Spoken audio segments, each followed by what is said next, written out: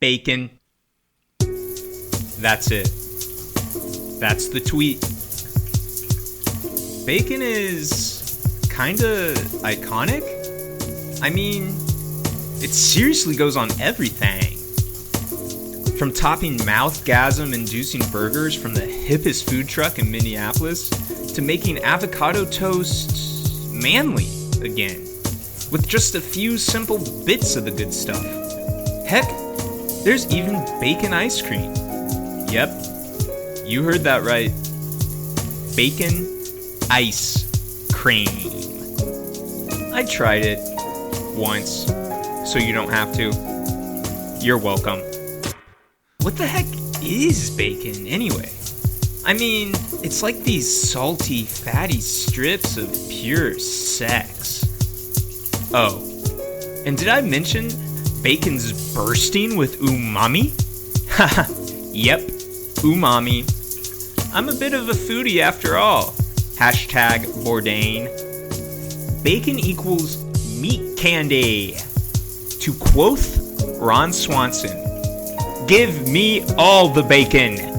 All of it. This show's called Millennial Excellence.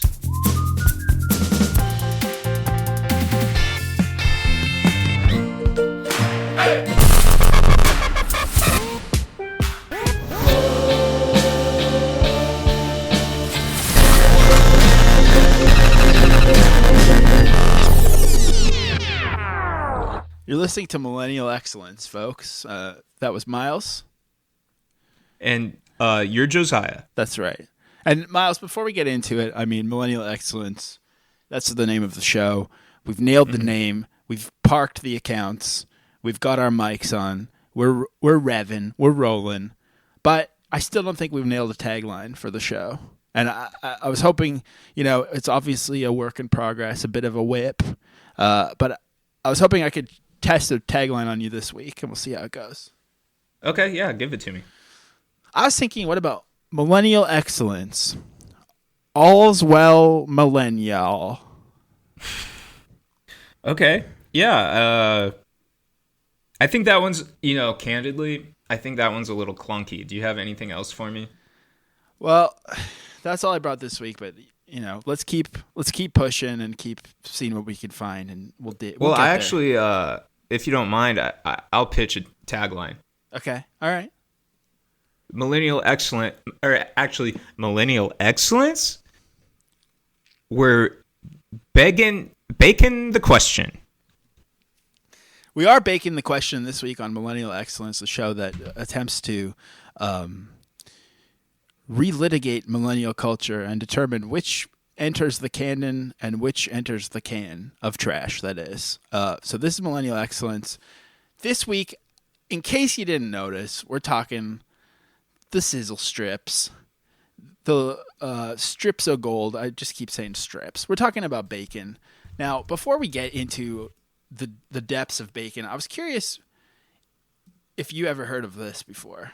Are you addressing me or the listener? Well, both, I guess. But this was one of the earliest millennialisms that I remember to do with the topic of bacon. And I'm quickly realizing how much casual hipster racism we're going to have to tiptoe around on this show. But have you ever seen this before, this site I just sent you? I do recall it. I have like a kind of I have some memory of it. I'm impressed it's still being hosted. It's true. And the image is very HD, actually. I was expecting it to be kind of... I should look at the metadata and figure out when this is from. But this is the website baconbeercan.com. And, maybe that's going to have to be a sub-episode or just a future episode of these sort of single-purpose URL jokes. Is anyone still making these? When was the last one that existed? That's what I'm saying. It's there used to be so many websites you would type in your web browser bar, and now there's only 3. What are they? What are the 3? Let's list them. The big 3: Gmail, Twitter, and those are the LinkedIn, only 2. I guess. Yeah. Well, let's enough about Babylon's system. Let's I was click just on. gonna. Should we click on bacon or beer can? I'm seeing this. Trend Hunter wrote about this in 2009. Funny patois on a listicle called "Funny Patois Loving Sites." Although they only listed this one. I guess it's not a list if it's only one. But okay, you'll be able to hear this. So you tell me which one I clicked on when I click it. Okay. Okay. Beercan. Click the other one. Beercan. Click that second one again. Beercan. And the first one. Beercan. Josiah, I can't tell. I can't tell the difference. But you want to get? I'm just curious if you can just guess. Just for Okay. for shits and gigs. Okay, What was click. the first one and what was the second one I did twice? What was the fourth? Well, tell me which one you want me to do again. Okay, First or I second. think you hit bacon first, and then you hit beer can the second time. All right, you're incorrect. Beercan. I like the. There's also like a sort of South Park animation on his mouth when he talks. I like that. That's a good touch. If you're a betting man, what would the over under be on an actual Jamaican person saying these words? True. I'm actually now just really curious if there's been backlash to this website. I feel like when it came out, it would have been the cusp. It would have been on the cusp of Backlash. Okay, like, if you Google it, there is a Reddit thread from 15 years ago that says, if you say the words beer can in a British accent, it sounds like you're saying bacon in a Jamaican accent. Beercan. That's. I guess I'm doing more New Zealand. I don't think I know, British people they have say to- British people again. British people say tin or something. They go, let's go get a tin and go down to the park. They don't say it probably for that reason. They don't want to be confused with a Jamaican brunch spot. Naturally, yeah. And I mean, a British accent, like, you could go in so many ways with that. Are we talking It's true. Scouser? Are we talking a Can you- mink? We're still early enough in this that I actually don't know. Do you do impressions? Is that something we have to worry about on this show, or? I would say I'm famously bad at impressions. Okay, I same. might slip into one, but no, I don't do accents. I don't do bits like that. It's I making do this. do ventriloquism though. Oh, maybe you could do that for an episode while we're still audio. Yeah, only. I'm actually doing it right now. Oh my god. Yeah. What this conversation is reminding me also of the famous linguistic meme, I suppose, that if you say my cocaine, you sound like Michael Caine saying his own name, my cocaine. I didn't know that one. That's not famous in my circle. Michael Caine. I'm also not particularly okay. Michael Caine. Yeah, I know Michael Caine. Oh, you didn't know who? Oh, wow. We got a lot of catching up I to know. do. Sorry. Yeah. We're starting. That's the other thing about this podcast is you can your deep millennial ways can teach me things. It's true. We're dealing with someone at either end of the, and millennialism. I actually think, I don't want to go way off topic, but I also kind of think millennials invented the concept of things being a spectrum, and I think millennialism is also a spectrum. I think that's a beautiful thought. I was on Threads. You ever look at Threads? I downloaded it once and then I deleted it, but I think I have a lot of followers on there. On Threads, someone was saying that they were a millennial Gen Z cusp, and they were born in 1991. Wow. Is that? I don't even know. Is that bad?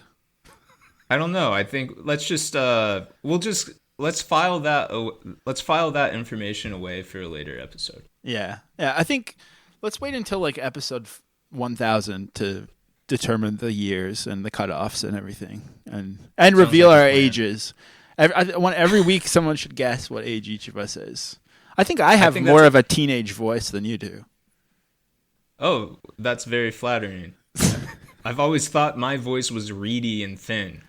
Yeah, that's true until you're on mic with me. And then it's like, you hear this like weak, so, Do you think, I'm just going to stick on this to make you uncomfortable. Do you think it's racist to say bacon or beer can? I think it's, if racism is a spectrum, I think it's it's racial, but it's not racist. I'll say that. It's definitely something. I actually think bacon and beer can is a spectrum as well. Go on. I can't. I was hoping that we could end the riff right there. Bacon to beer can. Oh, that's good. So bacon is obviously a food. I think bacon has been and is a little bit of almost its own lifestyle brand, perhaps. I think bacon is a culturally loaded object. I think it's obviously a meme. Bacon is a lot of things. Let's just start at the very bare minimum, bare bones basics. I'm not trying to do so much alliteration. What do you think of bacon? I'm not overly fond of bacon. I think it's all right. Okay. I think that it's I actually thought about this. Like, I don't think I'm a huge breakfast food person at this point in my life. Right. And I think bacon, all the breakfast meats, especially, I'm not fond of. That said, and not to invoke our nationalities, but you live in Canada. Mm-hmm. And in the States, there is something called Canadian bacon. But I believe you guys eat, to you, that's pea meal.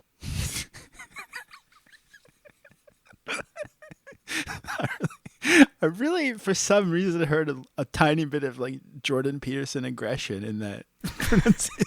To you, that's pea meal. Yeah, you're right, and no one really eats that here. I don't think. I mean, you can get it. Yeah. It feels like I feel like that kind of explains where bacon sits as kind of alongside pulled pork and kind of other novelty meat sweats kind of things that I associate with like late 2000s peak millennial culture. And the one thing I didn't write down on here that I wanted to reminisce about, did you ever see the Tumblr turned Urban Outfitters discount bin picture book called This Is Why You're Fat? It was like an early, like, just basically, it was such a golden era. It was like, that was like the AI of back then, or the crypto is like, if you just like took a picture of a sandwich with lots of bacon on it and printed it out, you could have a best-selling photography book. And it would just everyone was just blown away that you could take a picture of like mac and cheese with lots of stuff in it or whatever. Yeah. I don't recall that exact artifact, but I remember that genre for sure. And I think that was like paved the way for a lot of these different things. I don't know if it happened at the same time as these things we're going to talk about or not, but that was definitely my introduction to like there was a time, I think we're going to talk probably about the pendulum swinging between these different food crazes, but there was a time when it was just like, I'm going to just drink shitty beer, but also like eat so much nasty breakfast food all the time, but on a sandwich with fries or something. Yeah, definitely. I mean, there was like an indulgent atmosphere to the Tumblr, the forums era. Yeah, it was about showing off how nasty you could be. Yeah, they're just like having Captain Crunch all the time, I feel like, or just like, yeah, sugary cereal. It was kind of like, I mean, maybe this is the journey that we're going to discover more often than not, is that these things started off as like kind of hipster adjacent, sort of transgressive acts that then evolved downstream to become Redditor. But I think before bacon was the epic Reddit thing, it definitely was like a guy with a handlebar mustache and a sailor cap was eating some kind of fucked up pulled pork bacon thing. in Yeah, between definitely. preying on women at a Sailor Jerry's nudie jeans pop-up event or something. Exactly. I think in the emergent food truck era, I think bacon was featured prominently. Yeah. I mean, I'm just that's just conjecture though, because I didn't encounter a food truck until like 2018. Right. But that's like, not to constantly reiterate why our podcast is so important, but I feel like, speaking about something as lived experience because you've read articles about it is ultimately a very millennial trait as well. Absolutely. An article in general is millennial. Articles are Speaking of articles, I didn't read it. You called me out on it when I put it on our notes, but there is a Bloomberg article sort of arguing that the bacon boom was not an accident. And that was all I read before you pointed out that there is a paywall in the way. But there is, if anyone subscribes to Bloomberg, you might be able to learn something from David Sachs. Wrote this in 2014. I did get like one of those hop the paywall archive things, and then I looked through it, and it's like actually way too much information, and I don't care at all. Yeah, it's honestly not that interesting for our purposes at all.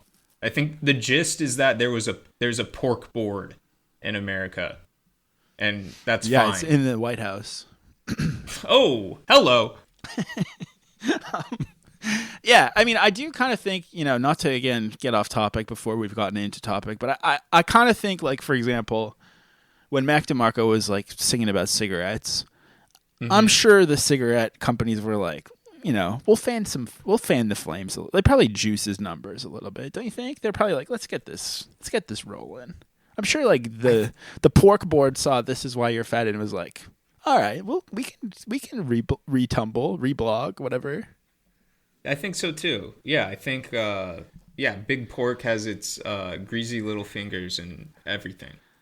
That's why they call them. Well, when I say fat cats, why do I picture a big cartoon pig with a money bag? That's not a fat cat. That's so interesting. Yeah, I Mandela effect much.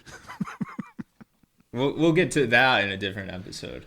Well, shall we jump in to splaining? Let's start. We've got some splaining to do. We've got some splaining and some complaining to do.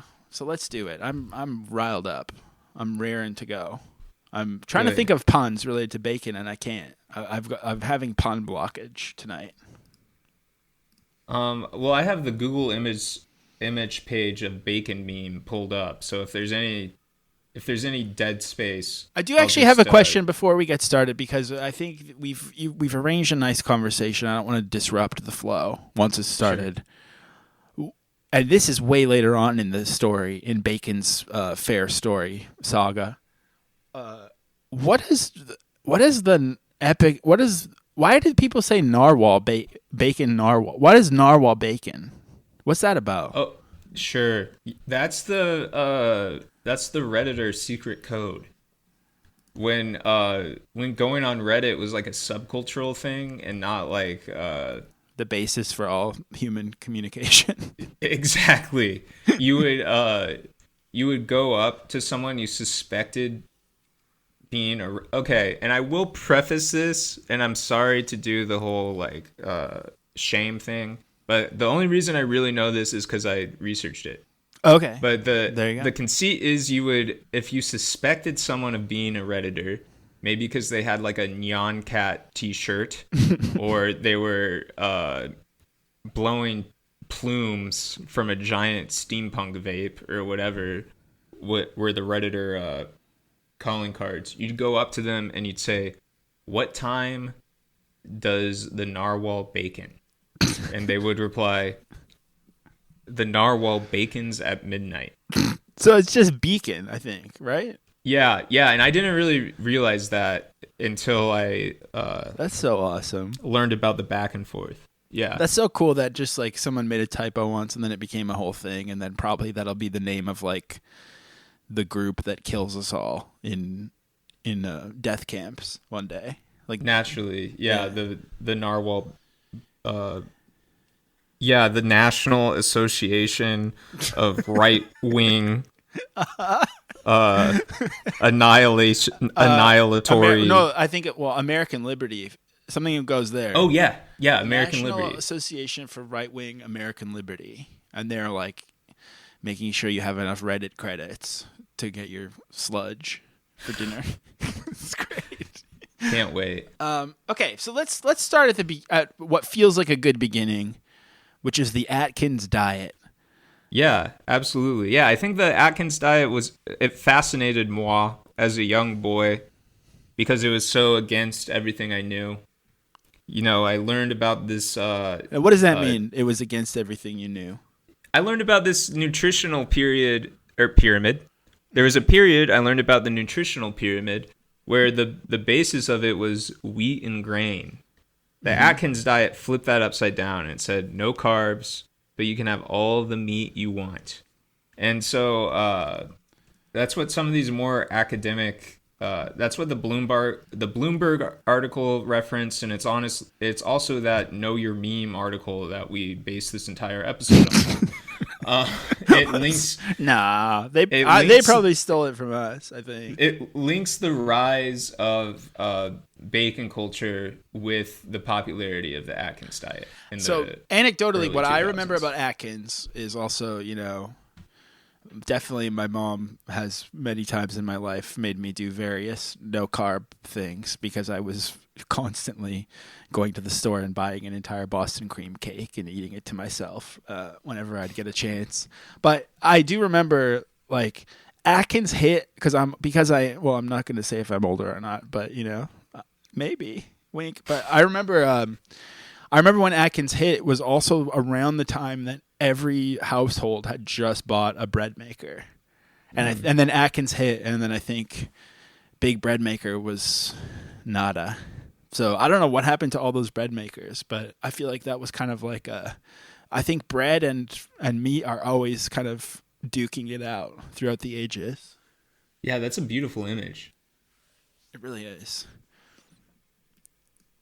Well, do you want to watch this video? Atkins diet video? Sure. Oh, cool. This is Atkins diet, how to make perfect bacon every time. From favediets.com. Hey, welcome to Atkins Diet in the Kitchen. My name is, of course, Kent Halton. I'm going to be continuing my... Hold on. Yeah. Welcome to Atkins Diet in the Kitchen. My name is, of course, Kent Halton. I'm going to be... Instead of saying his name, it says make perfect bacon every time underneath. His name is Course Contalta? Not that I'm the most mic-ready human in the world, but the way this guy slurs his words is something to behold. It's because, it does actually, if you only eat, if you don't eat carbs, like you start losing mental capacity in a major way. Like you need it to like help your brain. Continuing my how-to series of videos. These are quick targeted videos, how to get in and out of the kitchen relatively quick, or specifically teach a specific function. This week I'm going to be dealing with bacon. Well, most people know how to cook bacon in a pan. I mean, it's not rocket science. You put it in a frying pan and you flip it over when one side's done. Well, isn't there a better way? Your bacon curls up, rolls up into a ball, gets all messy. It's really not a great solution. Yeah. I will say to Court Contenta's, it's like he's a Dune character. But to his credit, I do feel like bacon is low-key a little bit hard to cook. I'm actually with you. Not only is it hard to cook, it's messy and nasty. The main thing is you need to have patience. So I think now that I'm whatever age I am with all of my years of wisdom, I know, put it on 3, wait a while. And I don't eat bacon very often, but when I do, usually it's to put it in a salad or throw it on a veggie sandwich, just a little bit of meat in there. Because years of things like Atkins and keto have made meat usually quite wretched to me, but sometimes, just need a little bit. But I will say, when you're younger, especially like in the era of decadent Vice magazine bacon consumption, I would just, throw it on high and then be confused why it didn't work out at all. Yeah, and it the grease is exploding everywhere. It's covering your stovetop. It's covering your shirt. And then you get so frustrated that you're like, oh, I heard about this hack where you start the oven cold and put all the bacon on a cookie sheet with parchment paper. And then it's like this nasty, like sort of rubbery, soft like almost more like pea meal bacon. Actually, it's disgusting. So, And I think that's actually the hack that, of course, can bake or what he's. Bacon I think that's what splatters he's all going to over the place. introduce. Here's a better way how to cook bacon. wait, was his name like a pseudonym for his Take cooking your- channel? Take a No, he- baking sheet. I can't remember his name, but he says, Layer with "I'm tinfoil. of course blah blah blah," like as if we all know him. I didn't catch that. I thought his name was Course Cantata.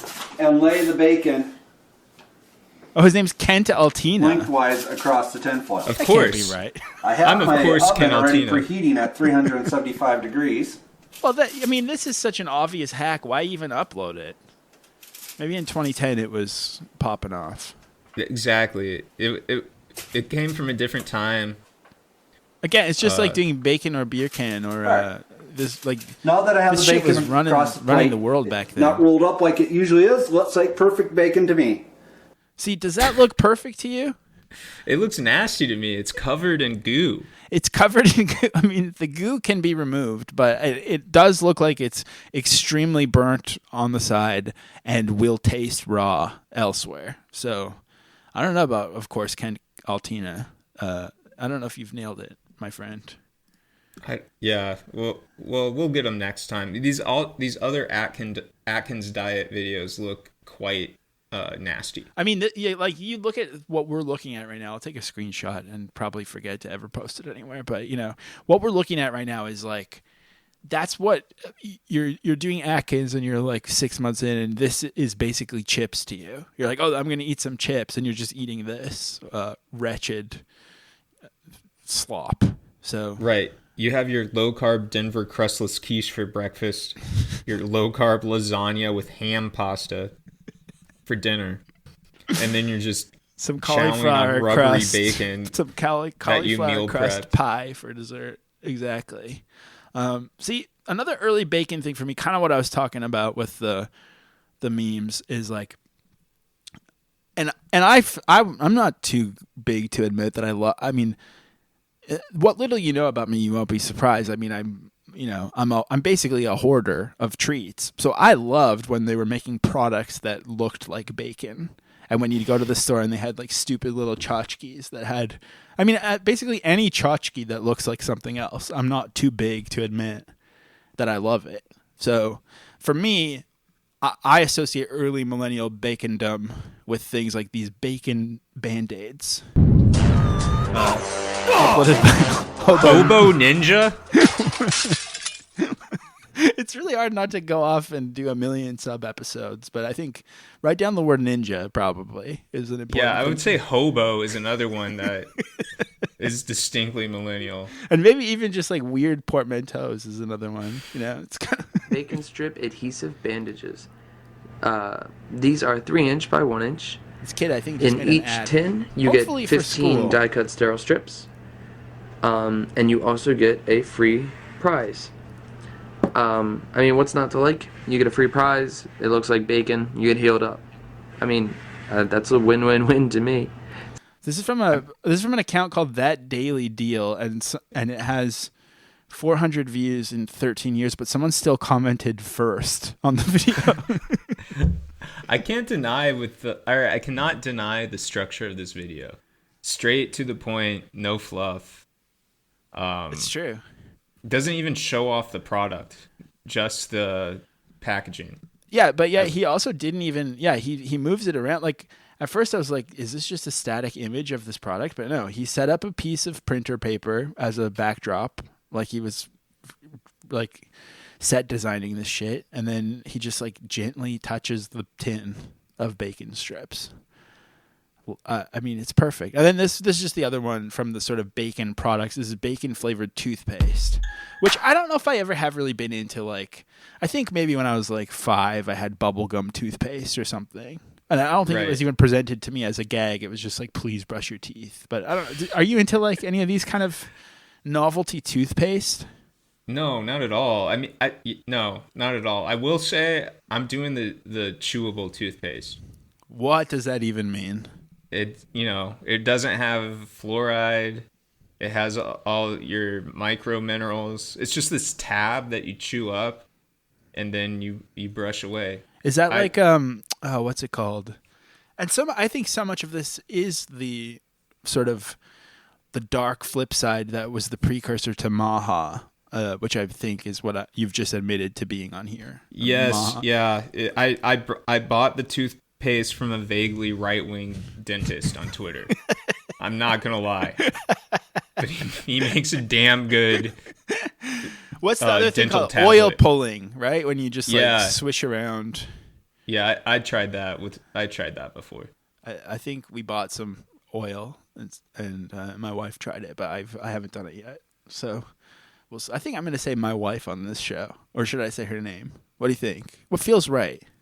I think. I like the idea of being mysterious, but her name is Sarah, in case anyone's wondering. Okay, good. And if they ever get confused during episode 738, when you're talking about Sarah, they can refer back to this one. Exactly. Yeah. Yeah. So you probably wouldn't do this. This is a review of Mr. Bacon's bacon flavored toothpaste from the candy shop, and that's shop with an extra P and an E at the end. Love that. Well, this is. Hey guys, it's Ken from KBD Productions TV, and welcome to yet Rocking the poutine. Yeah, this is Canadian. I found out. Although the shop is Canadian too. I wonder if he's reviewing his own shop's products, perhaps. review of toothpaste. This one is Mr. Bacon's bacon flavored toothpaste. It'll make your breath bacon fresh. What will they come up with next? The last one I tried was the pickled toothpaste. And that What will they come because up I don't with like next? pickles, Do you think? it wasn't very good. You just said the classic thing. I tried the pickle toothpaste, and because I don't like pickles, it wasn't very good. Right, that's why it wasn't very good. Right. He said that the toothpaste would make your breath bacony fresh, but I mean, isn't the purpose of toothpaste to like prevent cavities or like help your gums? I think breath freshening is an auxiliary purpose. So this is the bacon flavored one. You got to try all the things out bacon. So this is You gotta the try all the bacon things out flavored. bacon. It comes in obviously a toothpaste container. I'm not even sure what you Tube. call I it. would have said A tube. Yep. Oh, there you go. Crack You this found it. open. It's just white. So They glad it's should have not made it pink or- red swirled. I thought it come would out be. looking like bacon I know. fat. So it's just white toothpaste. Oh, that's so disappointing. Let's turn that around.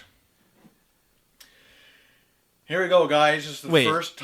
Well, Dip in the cup water? of- that's crazy. That's crazy. That seems like something that maybe like they would do on Sesame Street or something. Like I don't even know why the set deck would be like, we obviously can't have Bert and Ernie like run a tap, so we'll have them dip it in. I think maybe I've seen someone do that. It seems like a time I've 70s ever move. tried toothpaste. so bizarre. I've that never tastes seen like that. bacon. Part of brushing your teeth, and maybe why it's good that you're doing chewable, is like I feel like part of brushing your teeth is just wasting as much tap water as possible. Oh, definitely. Yeah. Here we go. He figured out how to animate the box over top of the video and just does it. When you brush your teeth, do you? He's doing it so cleanly. I feel like every time I brush my teeth, I'm like drooling out the. Oh yeah. Wait, did he? No. Like, oh, I thought he swallowed it for a second. It definitely tastes like bacon. Yeah, of course. I make a huge mess, but I also have like the Philips vibrating toothbrush, so there's extra movement Not going on as in there. strong as I thought it was going to be with the bacon flavor. He's Plus, disappointed. I've been using this toothbrush for a couple months now. Oh my and I think it still has my regular toothpaste flavor on it, so it kind of So killed the impact of bacon. But this time I'm going to actually put a little bit in my mouth Oh, come on. without the toothbrush. Oh. Oh, right On on the his tongue? tongue. Yeah, it's not as bacon strong as I thought it was going to be. I've tried a few bacon things. Maybe he has Dear COVID. Lord. Yummy. Well, there you go, guys. That is bacon flavored He's married. toothpaste. I got this up at the candy shop just north of Aurelia. Check out their website. Is this The your link will be in sound? the Is this the description soundtrack below. that's in C2 All right, in the give it a video? Yeah. it Shot, is. let me know Oh, what there's you a funny think. blooper at the end. I was Yeah, I going want to skip see it. that. Thanks for watching. Talk to you later. Talk to you guys later. Bye. Whoa, that is a good graphic right there. That is like a really good graphic. I think. That's like that's getting screenshot. That's really good. can't wait for this blooper. He has the Google Plus. Follow me on Google Plus and Skype. What's that last one? I don't know. Hey guys, it's Ken from KBD Productions TV. Hey! Killed by Death Productions. The blooper is cleaning his Candy ear. shop just north of Aurelia. Aurelia. Dude, he did That these is bloopers on flavored purpose. Like a bacon. Bacon, I'm telling you. Yeah. One more time. Oh, One this is more hurting time. me so bad to watch someone do intentional bloopers. It's gonna That's be rough. good. Check That's it out. rough. I'm trying to. I just want to do a real quick check. If the water is murky in the bloopers, because imagine he finished it and then went back. Oh, the how many cups- times? the cups yeah, like how many that. takes he did? Okay, no. If there was like a bit of toothpaste, like imagine I just picture he like got a perfect first take and then was like, I need to do some bloopers after. But yeah, I mean, bacon products. I do again, like I said, novelty products, gag products. Like a buzzing handshake shaker or any. I mean, actually, literally, I'm not even joking. In my car, I keep forgetting if I have like the right insurance documentation if I ever get pulled over. So I keep checking, and there's too much shit in the glove box for me to find it. But one thing that I always keep remembering when I open it is like, oh yeah, I bought a miniature whoopee cushion on a road trip and just put it in here, and it's just in my glove box for no reason. I'm completely. I respect. I respect the gag and prank economy. There's something so classic about that. And yeah, these bacon products do fit in with that. I think like we can skip around a little bit. There's this squeeze bacon from ThinkGeek is right on theme with this. The only difference with this video I selected is it has this very like early 2000 or early 2010s millennial humor of like these people just watch too much TV. I love it. Really good. So this graphics. is from ThinkGeek, which was a huge purveyor of bacon culture. Vi är inga främlingar till kärlek. Modern Ladies is not preparing. Du känner till I guess det? we're gonna have to. They're doing. Is this a fake language over top with subtitles? Yes, I think the conceit is that this is a Swedish commercial. And so ThinkGeek is a known entity. Is that what you're saying? Yes, it's a now defunct internet marketplace for like it would be like shirts that say like I don't know, like E equals MC squared. Like it it's like one of these websites that you would just log on to see what they have. Right. Like that's what a website was on truthfully. In general. Yes, I know.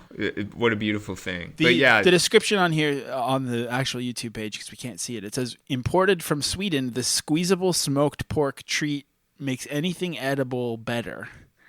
And actually, if you click the URL, which is thinkgeek.com/squeezebacon, it literally goes to GameStop.com/collectibles. So I think maybe GameStop bought ThinkGeek and now just redirects you to Funkos, which honestly respect. But yeah, I mean, do you want to read these subs for us while we go through? I guess I'll try. I can slow it down as well if that would help. Okay, that might be good. Yeah, I guess I didn't consider that the humor would be lost. No, the humor is definitely fully here. Modern Ladies is not preparing of the smoked swine, the mess and unpleasing. Masculine kind, is your bread meat lackluster, leaving your satisfaction the no? This is like that Kyle Gordon video. Yeah, he kind of does this humor actually. Kyle Gordon, he's keeping the Stop. Make a heroic effort now with squeeze bacon. Vroom vroom, breakfast starter. Break your fast. A victorious effort, most yes. The other thing I want to explain about this video is they're trying to parody those infomercials. Oh, right, yeah, because it's like black and white when it's not. And that's what we call in comedy a hat on a hat, because you're trying to do a Swedish random product while also parodying the Sham Wow or whatever. It doesn't really work. You got to pick a lane. Think geek. This AV Club ass humor.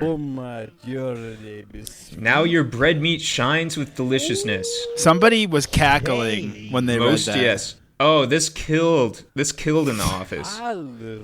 Improved your pizza. Noodle soup. Melons. They're putting it on melon. And Seed meat. To be clear, and that was sushi. To be clear, they have put something in a squeeze bottle that kind of looks like bacon when it comes out. I don't know what it even is. Like hard ketchup or? Yeah, I'm not sure. Oh, yeah. Let's finish the video and then I'll Ice dairy treats, American style break your fast of a cereal. Even bacon is made better, so they're putting this slop on bacon. Squeeze bacon. Available now at most grocery stores and petrol stations. Most, yes. I kind of like watching it at this speed. I know, it's so Lynchian. It really was. It honestly feels so cliche to say, but this was one of the more Lynchian things that could be described as Lynchian, in my opinion. Squeeze Bacon is a 2009 April Fool's hoax crafted by our friends at ThinkGeek. It was like April Fool's hoax. Oh my God. Do you think anyone fell for it? That's so good. I mean, I did. I took this at face value. I thought this was a real product that they were just snarkily advertising. I mean, it's hard to tell. tell. Was a part of their I thought this was a part of their vibe. It's true. It's part of their campaign was to. I mean, maybe you're just too open-minded, and you need to close your mind a little bit, and that's why you got little tricked. Of me? Yeah, I think that is true. Yeah, that's why you got tricked by Big Maha into chewing the fascist toothpaste. Hey, man, that fascist toothpaste cleans my pearly. Have you noticed the difference? Is it doing anything good? Does it taste good? It tastes good, and it's extremely portable. Is it like gum? No, it's like a tablet, and you just chew it, and it starts to foam up, and it's nice for travel because you can just take like however many you need for how long you'll be away, and. All right, let's keep fluoride. Show me what you got. Show me what you got. What's next? Epic Mealtime? Yeah, I think Epic Mealtime would be next. I mean, is there anything about Epic Mealtime? What do you get when you cry? You have an opinion on before we look at this? I feel like as we're watching these videos, I'm realizing that I feel right now, and I guess that is what is happening, is I feel like I'm in a scenario where I'm with a coworker and they're showing me videos that they're excited about. And these are the videos that you're shown, and then you have to. I didn't even mean to evoke the C word, but I think this is ultimately coworker culture, and it's one of those things where it's like you mentioned with the squeeze bacon, somebody is feeling elated. It's the funniest thing when they said like, it will fix your break your fast meal or whatever. Like someone still thinks about that and guffaws to themselves, and that's like really. In the wrong situation, especially like I've had bosses like that before that I've had to try to humor because I'm such a sniveling little worm trying to keep my job. So you have to. I think I'm just like feeling a little bit on edge, even at the mention of Epic Mealtime. I think this is going to be an edgy watch for sure. I think this is going to be an assault on all our senses. Cost 25 pounds of bacon, a 21-pound beef patty, a dictator's dozen worth of onion rings, and a couple fat boy Canadians whose souls are corrupted by the vengeful spirit of the Shogun Tim Horton. You get cooking, and not that TV magic cooking. You get that real OG, triple OG motherfucking fall back. We're about to blaze the oven up to 1,000,000 degrees. Oh, this is a re-upload because the uploader, Gary Johnson, just says how I make over $300 a day and lists the URL moneysnag.com 6 times. I think there was some drama with Epic Mealtime. Like, Celsius. These guys love to have so much drama. I know. Stuff like this is just a drama magnet. The all bacon burger, all bacon everything. Bacon weaving's still already been trill mobbing. Bacon weaving's like bike riding. I did my 10,000 hours as a kid, and I can still do flips. Rolling out rolls of beef. Wait, I thought they said it was all bacon Shout everything. out to the 514. I know. Montreal they already steaks defeated spice. their own. We make television now like conceit. TV gangsters. We still do it online. This is like hard to comment on because it is meatloaf, cake, so bacon wrapped and offensive baked to my like the big, sexy sensibilities. bad boy that did It's it. everything. Yeah, I mean, and like to be clear, like when bacon was initially, once you're an old head, you realize that you are there's booms and busts of all these things, and when the initial, this is why you're fat, bacon, the KFC double down, all these kind of things. They were actually like, it was fun. It was fun to be like, oh, I'm hungover from drinking cheap Olympia beer all night last night. I'm going to go get a KFC double down and have like a really funny moment and post it to my 10 followers on Instagram where I still have the border on the filters. Do you remember on Instagram, it used to be a big deal to crack 11 likes? Yeah, exactly. Yeah, exactly. So it's like, I think that this is just really the story of people ruining something that was good for a moment, but then again, it couldn't have stayed no matter what. Yes, it had so to you're be saying ruined. You're saying that like there is something about the bacon craze that was pure, Absolutely, it was, and that this epic mealtime is the pinnacle of. it's a the perversion of something Yeah. pure. Exactly, it is, and even like when Wendy's first introduced the Baconator. I had it, and I thought it was kind of good until I felt very sick. But I remember enjoying it once or twice. But it should have just been a one time. It should be a thing that we look back on fondly. It shouldn't have become the dominant kind of food to have, I think. Agreed. But it's just it's a tale of excess. But I guess we should see what they do. We're It's skipping hard to the end. It's That's really good. hard to sort of see the humanity in these people, to be honest. So it's not all bacon. There's a bun. I also there's a lot of with these guys, a lot of the sort of, and I think you might have this coming up, but there is a lot of sort of male insecurity about knowing how to act on camera. Like this is also around the time of being like, I hate selfies or like I hate pictures of food. So this guy especially, like, look what he's doing. He doesn't know where to look. He doesn't like. The guy. Well, he thinks he's being funny. I don't know what sense of humor he's copying, but he thinks he's being funny. It's true. Yeah, he thinks he's being funny, but he also doesn't even want to commit to that because he's just like so uncomfortable on camera. Yeah, and I get it, but like you don't have to go on camera if you don't want. But yeah, I mean, I don't know. Epic mealtime, definitely the first low of the evening, probably of many, I would think, but. But let's go. What's this one? The masculinity crisis one. Burger King Mantham. Let's check. Yeah, that. I think. Yeah, let's watch this and we can unpack. This is an unpacking thing. Unpack. And speaking of, that's a newer meme that I see a lot. Because also, I think the other thing that's important to think about is everything that's thrown into this cultural pipe.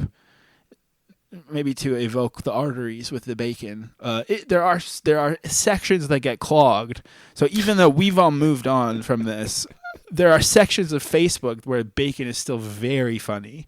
And the newer thing that you can go viral with all the time is like, what genius invented bacon packaging and why didn't they make it so you could reseal it or put a Ziploc on it or whatever? And people love to do like hacks of how to seal it again with the cardboard flaps and everything. Like that's a whole thing. I think I'm just riffing on the word unpack, actually. But thank you. And I have to say, I think like they've had sealable bacon in my parts for quite some time. Yeah, but you've got everything. I mean, you're living in the empire of excess over there. I know. We have so much stuff. We just have bagged milk.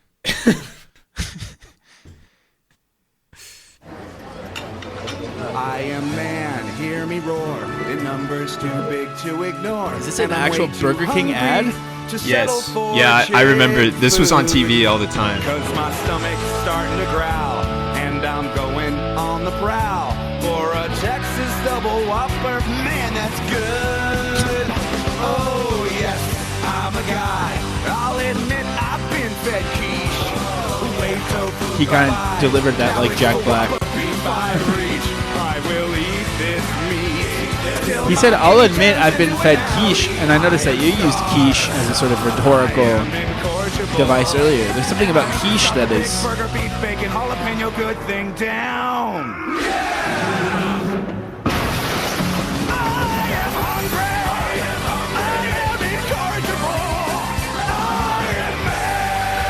Texas Double Whopper. Eat like a man. The Texas Double Whopper. Okay, that's interesting. I'm going to see what was on that. What were you saying about quiche? Well, he mentioned something about, I'll admit I've had quiche, and I noticed that quiche was like a rhetorical device that you leaned on earlier in the episode with a joke. So I thought it was just, I just clocked it, that quiche is a sort of go-to reference for something. Yeah, well, I was thinking like brunch used to suck. Like before the brunchification of millennial life, like when I was a little kid, we'd have to go to a brunch on like Mother's Day or something, and it would be quiche and like a slice of cantaloupe. Right. And it sucked. That's like basically what people order at Starbucks now to be keto, like a egg white bite. Yes, and those little bites. Sad little. So nasty. Talk about like. I guess I was talking to someone else about having gross hot dog burps the other day, but I'm continuing the thread here. But talk about, like, imagine the burps you would be having. Like, I picture someone eating that on a plane and just like being nasty. Oh, one of those Starbucks bites on the plane? Yeah. Ugh, wretched. But no, it's true. I mean, I actually kind of feel like I fuck with quiche a little bit. Just a little bit. I kind of like, I haven't had it in a long time, but sometimes I see it. Maybe it's because I live in French Canada. Yeah. I see quiche and I'm like, damn, maybe I should. I'm quiche curious right now. They might have good quiche down there. But yeah, I mean, I think like, I don't want to talk about gender too much, but I mean, this video like speaks to it. Like, I don't know. I don't really remember what, like. So I've looked it up. The Texas Double Whopper was 2 beef patties, bacon, cheese, jalapenos, and mustard. So it's like just like a normal burger, basically. It's like really not with that bacon. Insane. With bacon. I think at the time it was kind of novel to put bacon on the burger. I also can't help but I also don't want to talk about ads too much, but I can't help but think about like Burger King's unbearable songs now. I don't know if you've heard them. Oh, yeah. Those are really bad. They're crazy. Yeah, they play. I can't stand that. They play it during the NBA playoffs all the time with the off-key singing. It's so bad. And the worst part is when they first announced their campaign was "You Rule," I actually like think multiple times out loud to my wife Sarah. I said how much I thought that was genius, that they compressed all of their messaging, "Have it your way" and "Being a king" down to just 2 words, "You rule." I thought that was so smart. And then they just had to add this sort of juvenile millennial slop jingle. We'll have to do a jingle special maybe, but no, it's just interesting that Burger King really wants to write songs, it sounds like. No, I don't know. I think like that burger, yeah, maybe in 2006 that was like a crazy burger. I feel like burgers have had bacon probably for quite some time. 2006 was a long time ago. I feel like bacon on a burger was crazy at the time. It could have been. This is, according to Bloomberg, this is pre-bacon pork lobby popping off too. So I don't know. Yeah, it's interesting. I mean, I think I kind of liked the ad in a way. I liked the production value of it. It was ambitious and well choreographed. It was, but I think it was less about. I'm just confused because I thought that they would talk about bacon more. And instead, I guess maybe that it's the Texas Double Whopper. I don't even know what makes it Texas, though. The jalapeno? I guess the jalapeno, and I think the bacon. I mean, I keep coming back to the bacon, but I think that was the subtext, to use our big words of that commercial. I think the subtext was the bacon. Okay. You could be right. I mean, I think bacon definitely is a very, for better or worse, masculine coded kind of thing, which maybe brings us to our next bacon influencer. Thank you.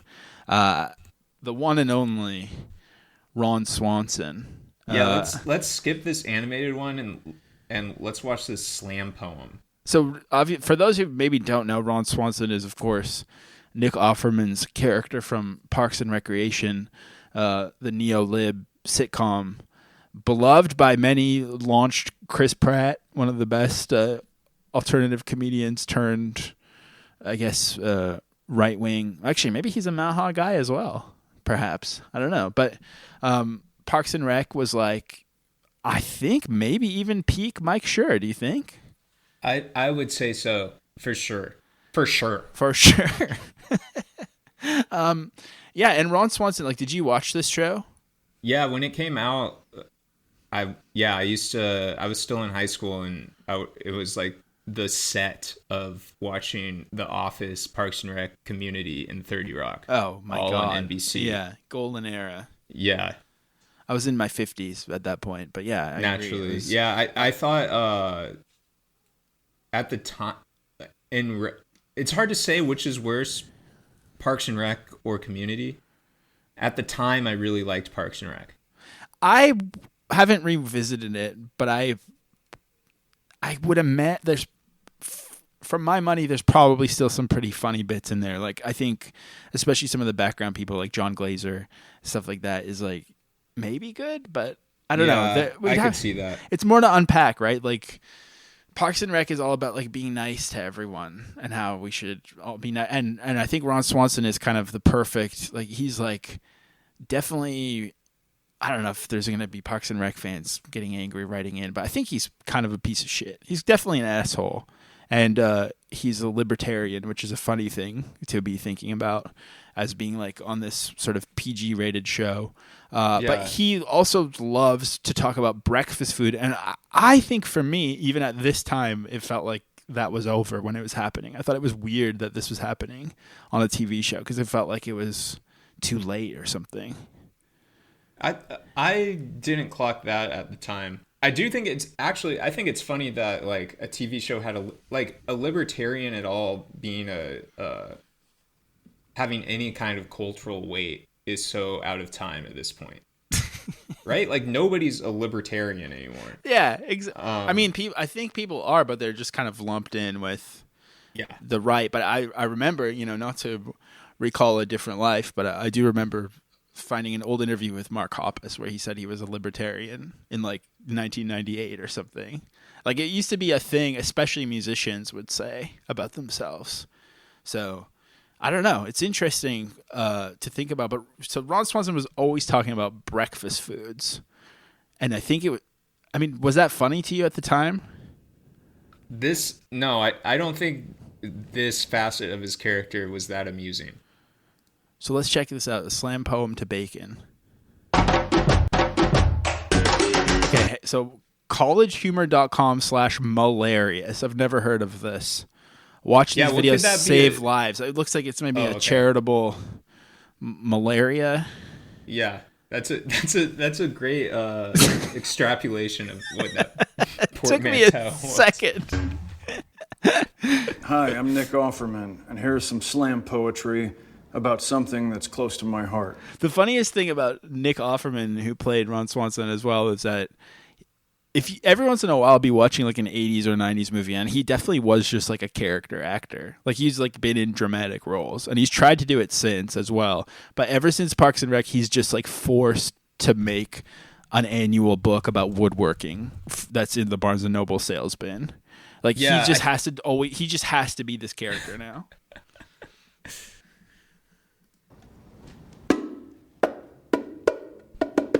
Sleep breaks via a skillet sizzle. I startle. Oh my God. Like a Goldilocks bear, I bumble out of bed and mumble. Who's been cooking in my kitchen? I listen. My nostrils widen. I'm stricken. It's bacon. Fork, knife, spoon, trash. Here's my fork, knife, spoon again, attached to my body. Or as I like to say, my bacon eater. Do you feel like he's phoning this in? Halves, the bacon well, that's the thing is his persona is just phoning in. So it's kind of another bunch, then lunch. Do you think he's making it up as he goes along? I smile, my lips. No, I think a College Humor wrote a College Humor staff writer. No, they probably just put the interns on the malarious project. Exactly, and they just handed it to him. I'm ready to die. And he let it rip. I've baconed. I'm really sorry to do this, to go off topic slightly, but if we're talking Nick Offerman, this is millennial excellence. I wager that you've not seen this movie. Maybe you have. Tell me if you have. Have you seen the movie Heart Beats Loud? I feel like you don't sit around and watch terrible millennial dramedies about indie music. There's this movie Heart Beats Loud from like a couple of years ago, maybe 10 years ago at this point. Nick Offerman, I can't even remember what it's about. I think he runs a record store and like helps a young girl start a band or something. But there's all these scenes where he's showing someone Animal Collective, like they're trying to redo what's it called? Like the beta band scene from High Fidelity, I think. Yeah. So we just got to watch this minute long. It's too good. Okay. This is probably my last chance to show off my skills as a purveyor of pressed vinyl. Come on.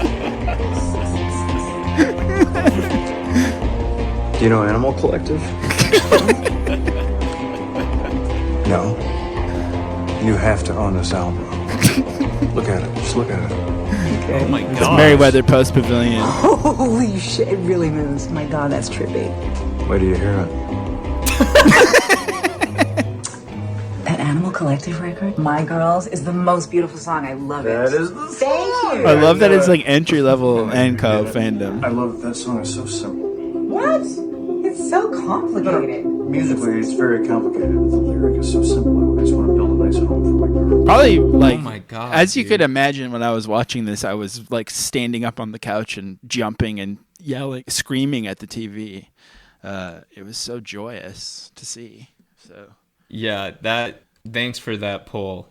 That's wondering, life-changing, actually. I'm actually having a feeling that Nick Offerman might be a recurring theme on this. He might actually, he's kind of hidden in the background, but he might be an important figure in this journey. I can't wait to watch this. I can't wait to watch that unfold. Well, speaking of comedians, I thought, we've hinted at it. We've talked about its journey through culture from Atkins to Reddit. I think there's a major stop between the two that we've hinted at via some comedy, but it's the GOAT, Jim Gaffigan. He goes crazy. This is 8.5 minutes on bacon. You're lying down and eating bacon. The most Apologies beautiful for the thing subscribe on earth. clicks throughout the...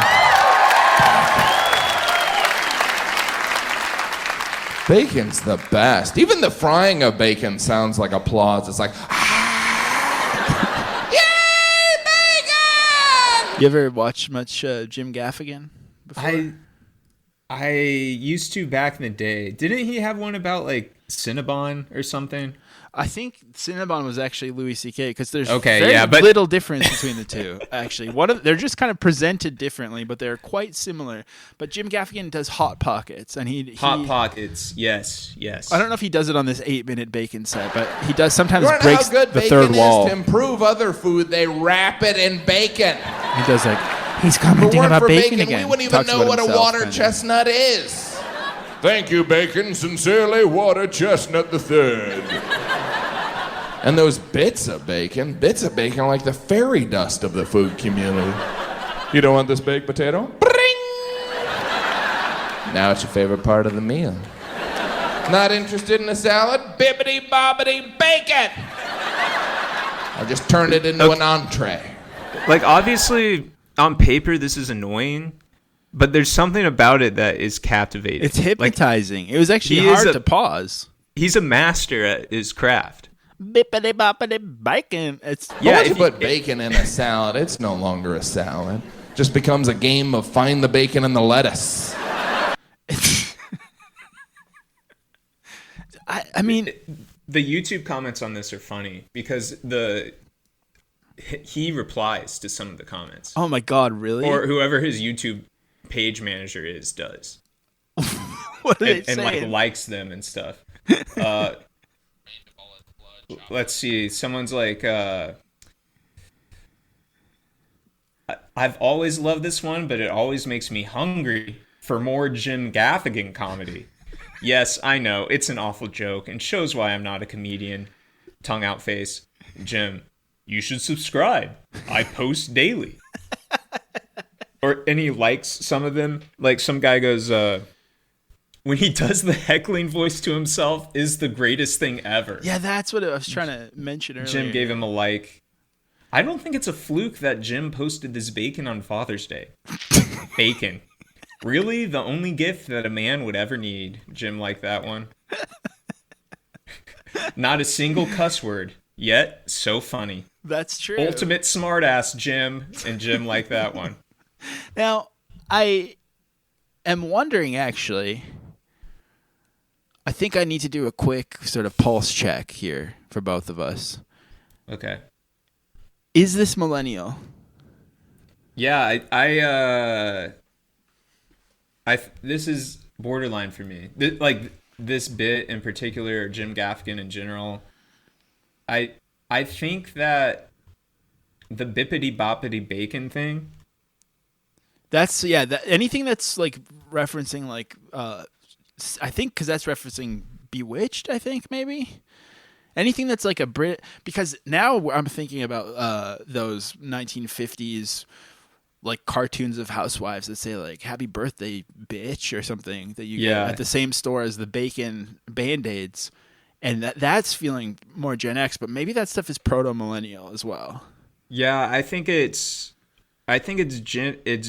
derives from Gen X, but I think it influenced bacon stuff. Like I'm also, what also brings to mind, and I think we should just lean into it. We're going to be talking about individual tweets.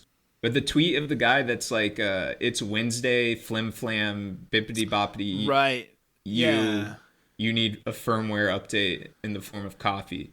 Like that guy, I'm pretty sure he's like an older middle-aged guy. He's probably like 50 or 60. He's Gen X, but people cite that as millennial cringe all the time. Right. So some of these things are millennial texts that have trickled down, surely. Yeah.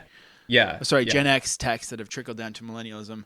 I think that, perhaps this is, this is like, I'm trying to think of what this is like. This is like Patti Smith speaking to Kurt Cobain or something. This is Jim Gaffigan speaking to millennials in that way. Josiah, listen to this comment. So this video was posted 5 years ago, right? During the COVID-19 pandemic. Some guy goes, you know how to get more people to wear a mask?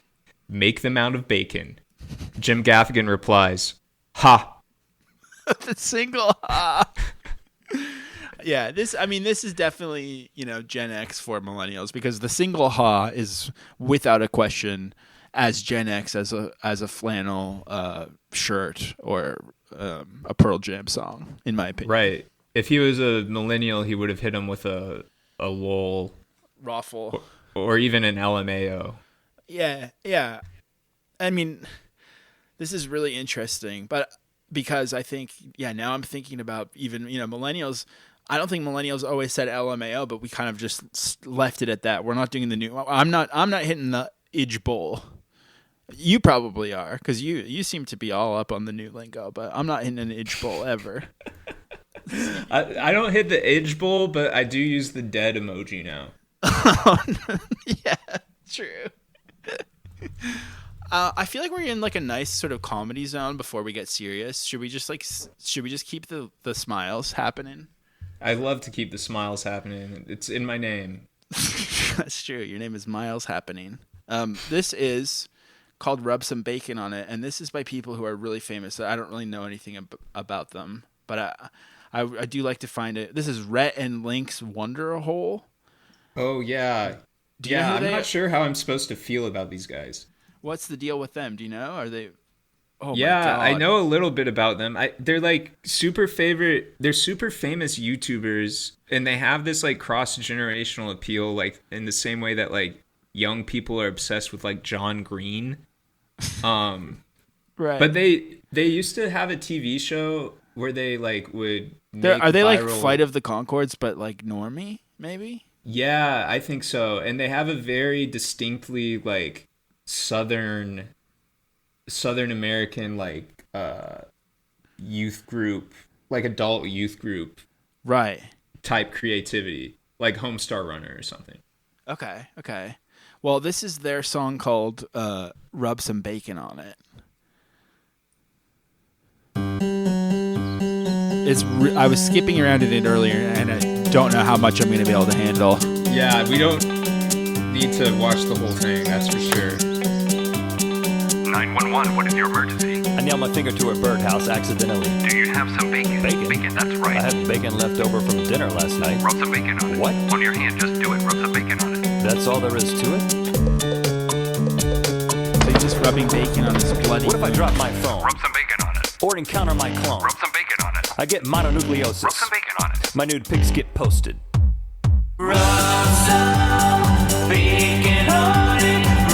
It says, this is classic Red and Link. If you were around when they uploaded this and are still here, you were a real one. There's so much to say about everything this is like ripping off, because it's like it's a mixture of Lonely Island, Put a Bird on It from Portlandia. Oh yeah, Put a Bird. Wait, so when is this? This is 13 years ago. When is Put a Bird on It? Put a Bird on It is like a major millennial text as well. January 2011. So wait, I'm bad at math. 13 years ago. So this is the year after. Yeah, so this is a Put a Bird on It ripoff for sure. Like auto-tune the news vibe. Like, it's also yeah, like has like it almost has the structure of like hashtag rap as well. But like, what's hashtag rap? Like early Drake, where you like sort of say a sentence, but then say the punchline as the hashtag at the end. Like early Drake did that, or I guess even Childish Gambino did that a lot. Yeah, it's almost like actually feels like All Gold Everything or something like that kind of rap song. Yeah, it's mortifying, and I fucking hate it, and I can't even like. I kind of want to hit play again for a sec, actually. Awkward silence. Awkward silence. I say something unintentionally racist. Rub some bacon on it. Oh my god. Rub some bacon on it. I can't swim. Rub some bacon on it. I'm visited by Mr. Tim. Hey, boy. But again, like we talk about good things getting ruined. Like I actually really like every Lonely Island record. I think they're like really funny and good. And I think this is just again sort of a maximalist perversion of what Lonely Island was doing. Oh yeah, big time. Yeah, I think it's a ripoff of all of the above influences. Yeah, it's disgusting. But, you know,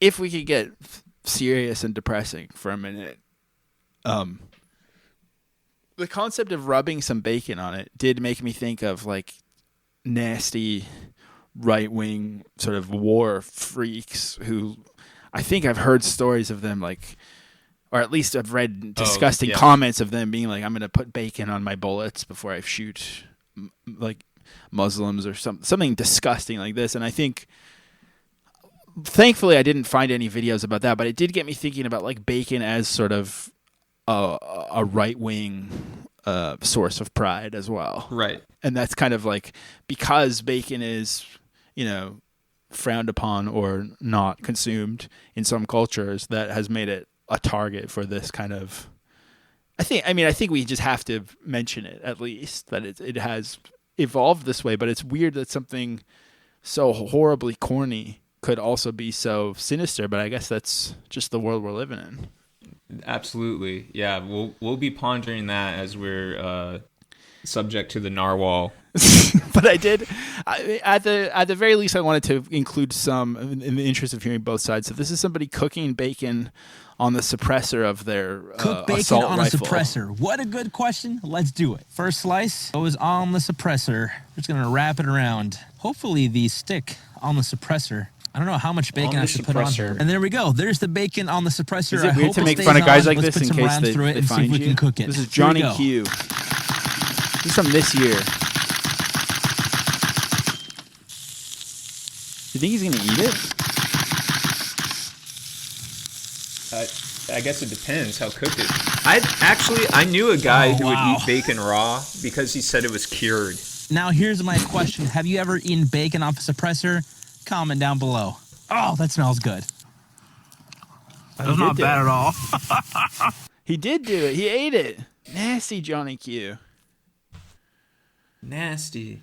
He might not even low key. He might be one of those good gun guys. Yeah, right. He's like a leftist gun guy, maybe. Maybe I don't know. That's probably what's gonna make him hunt us down, is if we call him a leftist gun guy. But I don't have to worry about it. I live in Canada. He is Q, so that's one thing. And then finally, sort of in the kind of gross political arena, bacon is also sort of weaponized against cringe vegans. And I think, I'm mostly pro-vegan, but I've definitely had a time in my life where I thought it was funny to talk about meat in front of vegans. Well, I will say I was a vegan from like 2010 or 2011 until 2013. So that was during peak bacon that I was Wow. So that's some true subject. Contrarianism right there. Yeah. You got that right, brother. So I thought this guy was like saying bacon jokes are so funny because that's what the video's called, but I think he's saying the opposite. Another wonderful and beautiful and sexy edition of God. Vegemite on YouTube. Vegemite on. When he says Instagram, sexy and lifts his today eyebrows I want like to talk that. about humor a little bit. So I've been involved in humor for quite some time. I'm not claiming to be some authority on what's funny or anything. Being involved in But I've been humor doing song is parodies, awesome. That's how I'll describe myself for from now many on. decades. I wrote and produced and directed a comedy musical many years Who ago. hasn't? Everyone, I seen like Jerry this. I like Seinfeld his live, impulse. So clearly, I'm an authority. Jerry on what's Seinfeld funny. live. I like But- his impulse to list so your today I credits want at the to talk to start you before about making a point. Non-vegan humor and God, how funny bacon jokes are, because bacon jokes are so funny. First of all, when you tell a joke, right? When do you This think, guy's a vegan, Did right? you click through yet? No, I haven't seen anything. What year do you think this is from? I mean, I would say like 2015 or earlier. It's 6 years old. That's crazy.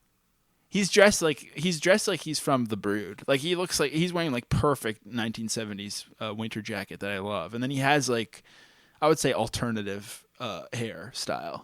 Like Big time, yeah. The sideburns. I think like this does seem like someone who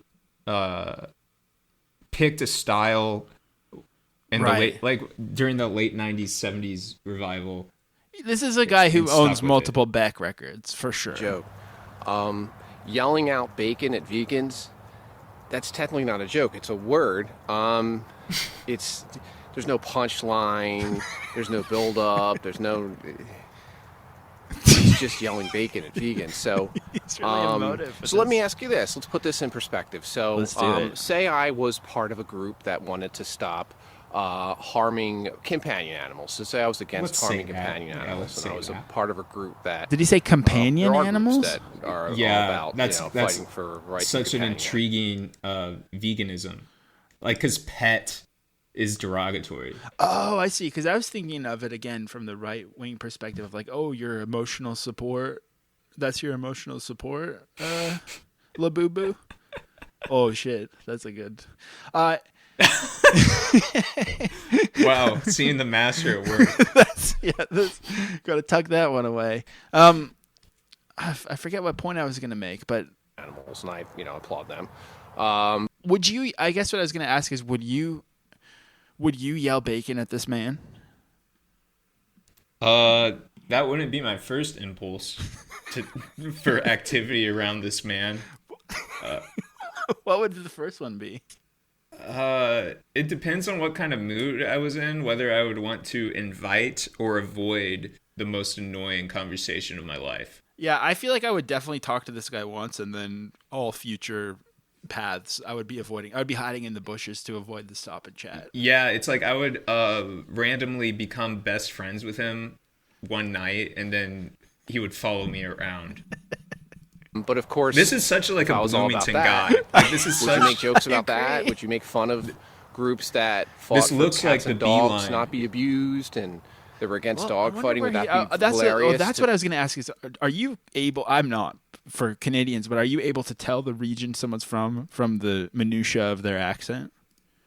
I guess this guy not so much. This guy not so much. If I had to guess, I would say Pacific Northwest, but I don't know. to make fun of that? I don't know either. I'm going to see. Would if it be can... funny to make fun of little puppies and kittens being thrown into grinders? Would that be funny too? Like, is that hilarious? Does that to you? happen? Like, think about what exactly when you're having a good old time. Do any of like these you, things they but, talk about people, happen? The idea. I don't want to make this about you or anybody personally, but the idea that making jokes. He did a that's what vegan they speech really at his wanna local call it, Toastmasters group about bacon or about veganism, or just making fun of the passion of a vegan. So I had one today, and I was there was a post. And that's I was true. Like about making it. fun Like, of the it's passion on, of vegan. I don't know. We can leave it here. We found a new guy that we love. By the way, his name is Veggie Mike Ellis on all platforms. Yeah, we'll have to mine his videos. Oh, he has a. Speaking of right wing, he goes, "Vegan ain't woke," in a 4-minute video from 2 years ago. Nice. I did find his Instagram. Maybe we can get a location tag on here. Phoenixville? Does that mean he's in Phoenix? Is that Phoenixville? Phoenixville, Pennsylvania. Oh, okay. I was way off.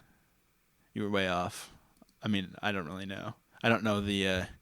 For some reason, from searching him on Google and arriving on his page, his Instagram page, now my Instagram has translated into like Dutch or something. Oh, yeah, mine Afrikaans. What's that? What the hell? Well, I think the episode's all been leading towards one thing. We've been talking about politics. We've been talking about humor. We've been talking about the narwhal bacons. We've been talking about various other things that I don't remember. And of course, millennials are still in the zeitgeist. We're still out here living our lives, still exist. I don't know if this particular person is a millennial, but certainly he is in control of myriad millennial activities, including owning electric vehicles and going on Twitter. I'm talking, of course, about my boy E. And this week, to be honest, I haven't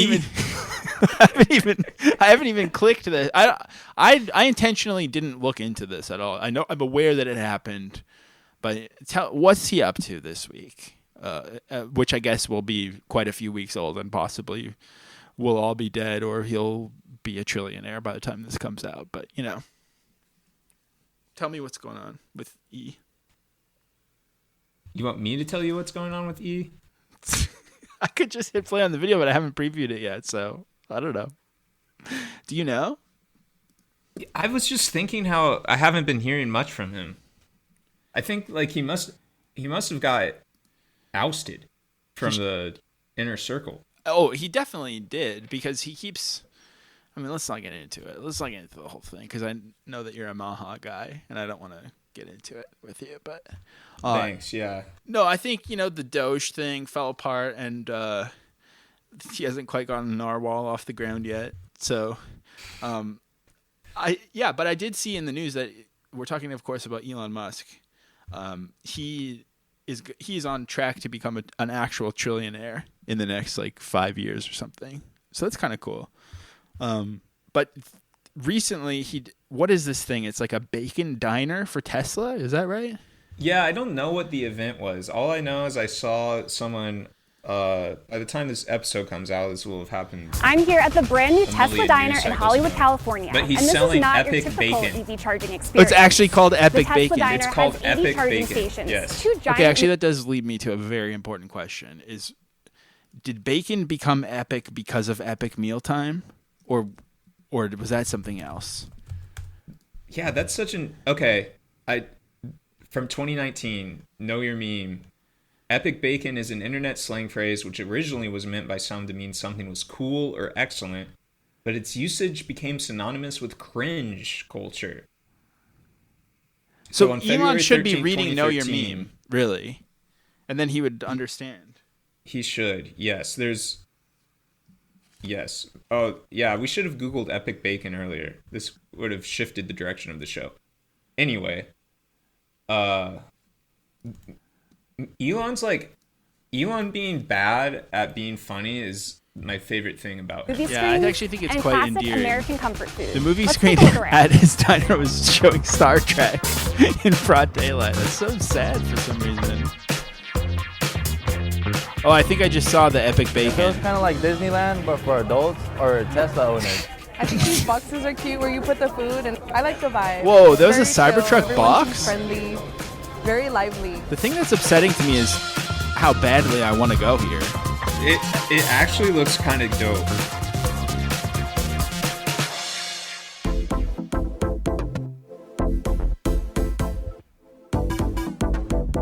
Yeah, it looks really cool. It's so circular. Tesla is calling the design retro-futuristic. Can you rent The metal Cybertrucks, exterior of like the at the two-story airport? restaurant resembles the company's Cybertruck. Surely you can, With indoor yeah. seating downstairs and an outdoor sky pad for dining and movie watching I love upstairs. how CNBC voiceover sounds just like one of those like AI SEO scam videos. While you're charging your car, you can order food. This is like such and a catch movie bad on the and two outdated 66-foot restaurant tall concept. Nice char. It's in the sauce. Right, it's like, is this like what Sonic's is like? I would probably. Wait, do you see how people are being futuristic- more like than that likely, guy's for instance. Don, Tesla Model 3 owner. That's how they're identified. Yeah. Yeah, so I guess the epic bacon at the Tesla restaurant was like touted as being truly epic, and people have been trashing it. According to the Daily Mail, Tesla diner visitors slam the food at Elon Musk's Hollywood fast food joint as one furious customer reveals the dismal reality of the $12 epic bacon. I mean, what do you expect, really, the dismal reality to be? That's just what it is.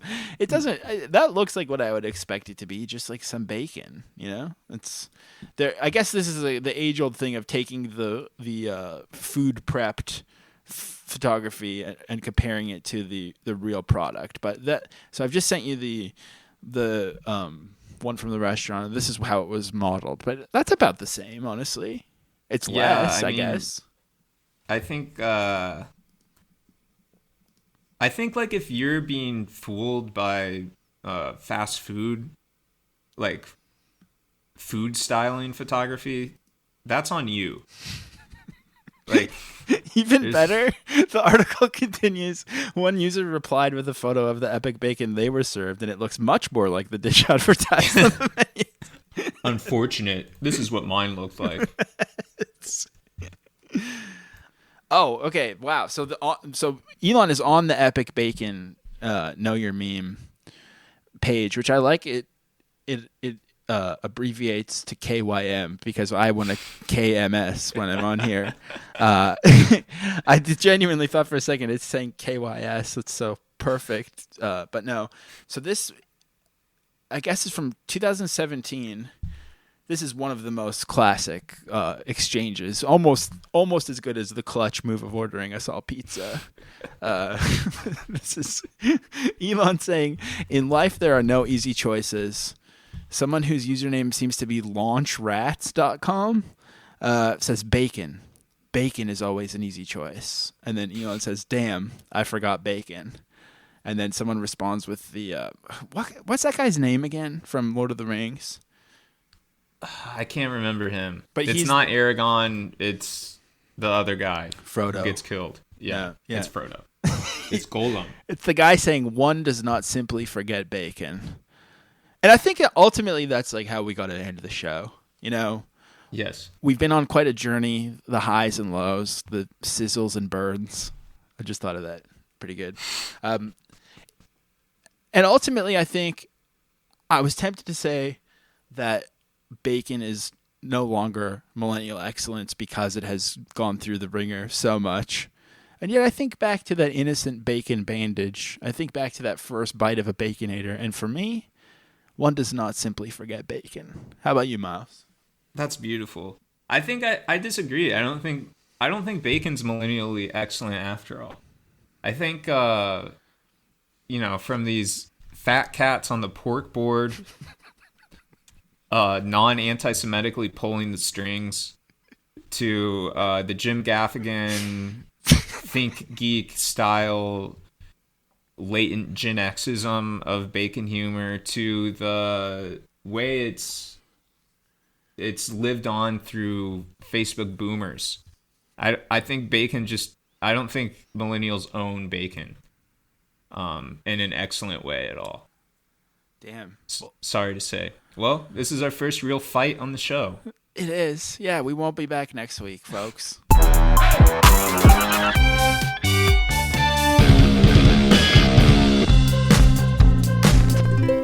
It's our Millennial Excellence guest spot and two people that we can definitely force to do anything for us at any time. Right? I mean, as Miles has seen... I thought about how I would have to explain this to my wife, because it's like a holiday Monday of a very hectic and you picked the time, too. Well, because there's no better... This is the closest thing to a good time for me. And I thought... You know what? How am I letting Josiah do this to me again? This is the closest thing to a good time for me as well. To have Sam and Alex joining us on Millennial Excellence. I mean, you know, normally the guests don't start speaking until they've been introduced, but I think that's out the window. But Miles, why don't you do a little bit of preamble first? Certainly, yeah. We thought to your point about just well, I mean, I guess our friends to do tasks. The other context is that these are both our former and current co-hosts of other podcast projects that we're embarked on. So yeah, so I guess we're hoping for their blessing. Does it? Yeah, it's like I don't know what it's like. Yeah, do you ever go to a dinner with your exes and like try really to introduce your new partner? Yeah. But I also feel like we've slowly been trying to take over one another's podcasts for a long time. I mean, also, I guess, yeah. So we got Sam here from 155 and Blink 155, and this is it. The Sexist? Is that the name of your YouTube show? It's The Sexist. That's the name of the show. Thanks, man. I already used that joke on a pilot thing that we were working on, but it never got to see the light of day. I would hate for you to be recycling jokes, here. Josiah. Yeah. And of course, it's Alex Swartzentruber from Gulch and from the genre called poetry. What's up, Alex? What's up? I wish I got introduced as being from something as beautiful as poetry and not just like The Sexists. your freaking YouTube channel that I will. The funny thing about disrespect. Sam is that we spent many years podcasting together for like. Do you think it was like 6 hours a week of on mic talking? Probably. I was thinking about this because I'm coming back from swimming at my mom's condo with my baby, which is what I do now. And I was thinking, what was my life like when you and I would spend? Sorry, I'm a mess. What was my life like when you and I would spend? Yeah, like at minimum 6 hours a week talking about, online songs. Talking about ourselves, really. But the thing is that this is what our life is. This is because what I'm trying to suggest is Sam and I now speak very quickly in these little windows where his baby is sleeping. Or and you can tell, like, where I'll just drop off in the middle of a conversation, and then 3 years later, be like, ha ha ha ha. We got to get the Sam stuff in immediately in case he disappears. But yeah, we talk very quickly, and he doesn't go on GChat anymore, which was our preferred method of chatting all day. So it's like I can't have a Josiah only window open on my computer anymore. We have, I would say, to use like a business speak, our relationship is truly async now, and it's I appreciate it. I appreciate what we have, but this is so. I'm just explaining for those who are excited to hear Sam back on mic. This is why you're whispering, because your baby is sleeping like right behind you.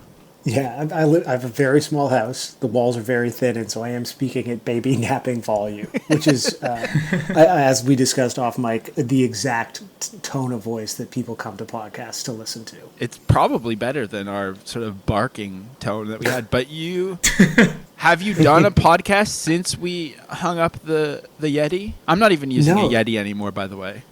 And I'm just plugged in with my headphones because I didn't know where it was, and I was like, I don't have the time.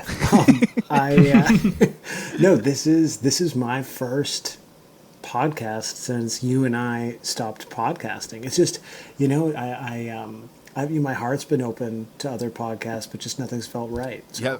Do you mean that you haven't been invited, or? That's exactly it. I don't know why no one is inviting me, a guy with like zero online presence anymore, to be on their podcast. That's cool though. You're kind of mysterious. So that's what I'm trying to cultivate, an air of like cool, quiet mystery. You're the and not an air now. of someone who like spent too much time trying to make a YouTube channel happen 15 years ago, and it's just that's actually cool though. You're the quiet, aloof one now, and I'm the one who's doing millennial explainer content. So you're definitely you're very aloof. Meanwhile, Miles and Alex, you guys are still doing this A Beautiful Day in the Gulch, or are you about to break up on mic right now? No, not at all. We're this has been a podcast-heavy holiday weekend for us. We just recorded yesterday, and Alex, you'll be happy to know I just uploaded it. Oh, nice. Wow. Yeah, we just interviewed our friends, the Cowboys. From Dallas. They nice little rock and roll band. They're a football team. Oh. Wow. Jinx. And it sounds like you guys are their cheerleaders. That's precisely right. But okay, football. So, but at this point, because we are dealing with the awkward, introducing. Well, you're not even. I guess in this analogy you created, you're kind of Polly, I guess, Miles, because you haven't broken up with Alex. Polly from what movie? I meant polyamorous, I guess. Polly. Oh, I see. I thought you meant Pauly. We've opened up the relationship. Yeah, you've opened it up. Although I was kind of trying to weasel my way in quite a bit. And I guess to my point of you guys saying yes to things, I also weaseled your way into our podcast quite a bit before as well. Yeah, and it's always been a pleasure. Yeah, Alex really took you on a date. I took you on a weekend trip. You did. Meandering around the town aimlessly. Yeah, so I mean, that's like a lot of explaining to do for this, but essentially, Alex did fly me to Bloomington to ride a hot air balloon, which I never got to do because there was a tornado or a hurricane. Can't remember which one. It was neither. I think neither. The guy was lazy. It was nice out, and the guy. Yeah, the guy didn't want to canceled it. Well, remember when we went to the bar after it was like pouring rain, and we were like, "Oh, maybe we could have died." Imagine you had died in a hot air balloon podcast accident. That would have it does feel right. That's why I feel like I'm living on borrowed time. Like I feel like that's how I was supposed to end our podcast, Sam, then go to Bloomington and die. Because of a throwaway joke. But now I'm kind of in purgatory, and I have to keep going. Is there some sort of like Final Destination style series of like podcast murder traps that are awaiting everyone on this call? That'd be cool. Strangled by Yetis. Strangled by Yetis. Do you guys think someone will kill me because of the internet one day? Yes. Yes. Was it? That was an easy answer. It was like really quick. I mean, does anyone disagree? No, I don't. Every once in a while, I was thinking, why would anyone? What is he talking about? Why would anybody want to kill him? Yeah, thank you. And then I remembered your Twitter, and I was like, oh yeah, he'll probably get killed. Yeah. So, anyways, yeah, I'm living on borrowed time for sure. We have some sort of weird interconnected pod relationship. I mean, Sam, how does it feel to be back on mic, so to speak? Are you getting the ick a little bit, or are you kind of like getting the itch? Ick or itch is the question. I would say by far the worst thing about this is the fact that I can feel the need to scratch. Like I'm feeling it starting to like it's creeping all over my body. Yeah. It's kind of devastating. That could be your solo pod, like nap time or something.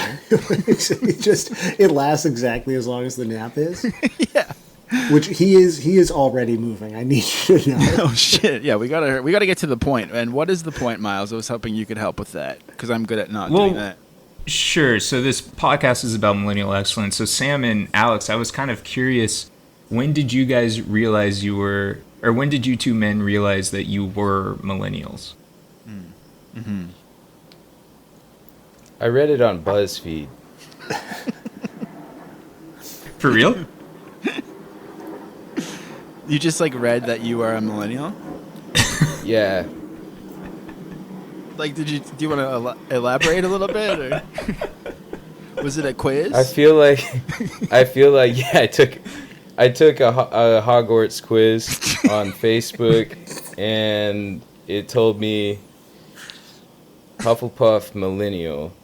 Oh, fail sick. son. Wow. No, honestly, I think like definitely.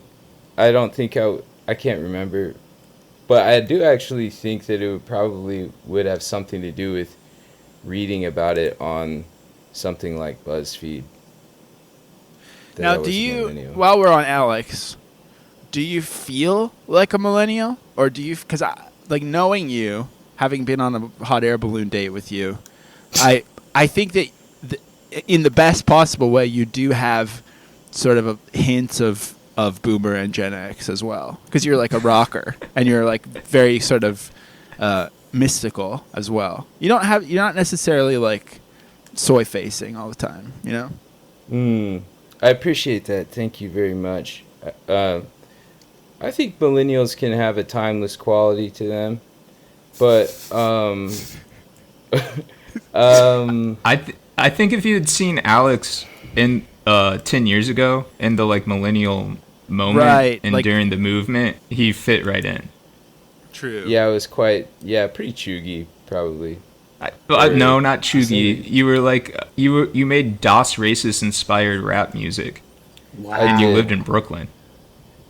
Yeah, I did. Speaking of things that might be considered DOS racist or just racist, I guess, I was thinking the other day about how it's like normal for people to say that podcasts are like a white guy's medium, you know, like, oh, white guys and their podcasts. But for some reason, if you say it's a white man's medium, it becomes so racist all of a sudden. Just the change in that one word changes the meaning entirely.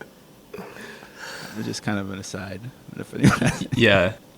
I think the spectrum from boy to guy to man is a really important right. Oh, yeah, because white boy distinction. A white boy podcast is very different. I think we have a white guy podcast just by its very nature, but hopefully we'll never teeter into white man. You don't think of this as a white man's podcast? It's a white man. No, that's true. I remember I've seen pictures of Alex as a well, I guess a white rapper as well, and it does track. So that's interesting. Okay, well, let's put a pin in that now. Sam, when did you find out you were a millennial? And I feel like I do think of you in with the greatest reverence, and I appreciate these 5-minute windows that I get with you. I do think of you as kind of like the final boss millennial in a way. I think I appreciate that. Yeah, my parents, I feel like, were always very passionate about the notion of demographics. I can picture the book Boom, Bust, and Echo in our living room growing up, and like wanting them to explain to me the distinction between these demographics, and them feeling like Sam like knows books that I've never even heard of, and it's well, my if you're show. Gonna do for fuck's sake. Miles knows. We already had to delete an episode because I didn't want to do any prep at all. I just wanted to like riff, and it didn't work because we have to like, think a little bit. I'm not reading a book. Classic though. millennial, though, Josiah. Yeah, that's true. And so I feel like because my parents were very aware of the fact that they both actually like straddled the boomer sort of generation. So like technically they're both on the extreme ends of what really were the sort of legal definition of the baby boom. And so I was like aware of all these things and aware that we were considered millennials probably when I became fascinated with the notion of the millennium and like going through that. Right. That beautiful moment that we all shared and has now been memorialized in a film from the Bigsby Bear guy. And yeah.